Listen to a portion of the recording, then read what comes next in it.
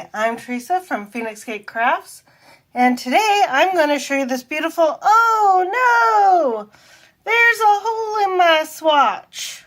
Okay, sorry, that was cheesy. So, yeah, today we're talking about holes in knitting. So, if you only do crochet, it's cool to give this one a skip because there's, if there's a hole in crochet, it's usually pretty obvious you chained one or something. But in knitting, there's a diagnostic process involved in this. So, here's what you do. It is very simple. You follow your lines of knitting up to it, and you see where they go. So, for example, this one right here, you can see you've got all your little V's.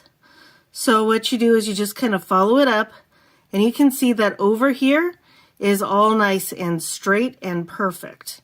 And then over here, what you do is you follow it up, and you can see that it goes a little wonky, but this is still one bit of knitting. And so this line and this line reconnect up here. So you know there wasn't an extra stitch, but this is a little funky. So here's what you do here. You start counting the stitches in the gap.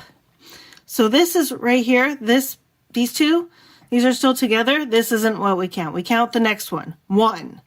And then this one and this one are right next to each other. So we only have one stitch in the open gap, as you can see. Then we go over here and we count 1, 2. Okay, so here's what happened. And I know this because I did it on purpose, but this is actually what you can deduce happened. You were coming along here and coming this way, knitting like normal, and you put your piece down most likely. And then when you picked it up, you probably put it like this and thought, oh, well, I need to go back that way. And as a result, you wound up going back over the stitches you had just done without finishing the row. And as a result, you got a funky little hole. This also can look, you might wind up with some particularly large stitches that kind of cover it up. And it might not be visible until things kind of settle and stretch and even out a little bit. So how do you fix this? Well, unfortunately, you really can't because you've got an extra row. Technically, you've got an extra 2 rows over here. You've got extra on this side. Even if you count the garter stitch bumps on this side, we've got 1, 2, 3, and then, the bottom of this one. And then over here, we've got 1, 2, 3, 4, and then the bottom of that one. So, unfortunately, yeah, you're just going to have to undo it. Now, what you could do, if you were feeling brave, is you can find the last row you did correctly, which is this one, and you can start picking up stitches. Just going through the right loop in each V, and you pick them up going one way. And you do that all the way across, and then you can start picking up also just the right hand one going the other way. And that way you figure out exactly where you need to go all the way across on both sides. And then you can undo and just frog. Now this is the most common thing beginners do as a mistake. And just to kind of prove it, see, we have 2 rows here, 1 row here. And this, and then it came here, and then it goes back.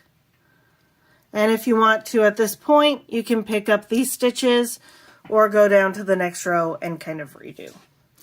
It's just a mistake that happens, especially when you're new and you don't know how to read your stitches very well. Very common mistake. The other common one. Let's diagnose, shall we, using our new skills. Skills with a Z. All right, so to start off, we're going to follow this one up. And yep, it comes right here. And then we follow this one up now that I have a second DPN. And this one comes right here. And oh no, there's that extra row in the middle. So clearly we made a stitch right here. Now this can happen for a couple of reasons. You could do what I did right here, and I just accidentally yarned over. Like, it's as if you put your knitting down, you bring it up, and you don't realize that your yarn went over your needle, and then you keep going. It's a totally legitimate mistake that happens.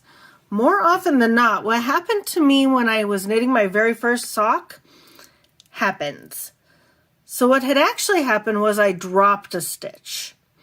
So I actually lost a stitch right here. And I think what happened was I had the stitch on my needle and I went to knit it, but instead of going through the stitch, I went around the stitch. All right, so instead of going through the stitch like you're supposed to, I went around the stitch, picked up my yarn over, whoops, and then wound up dropping the stitch. And I was so new, I didn't recognize that this was a drop stitch. And then I kept going. And in working it, that stitch dropped all the way down.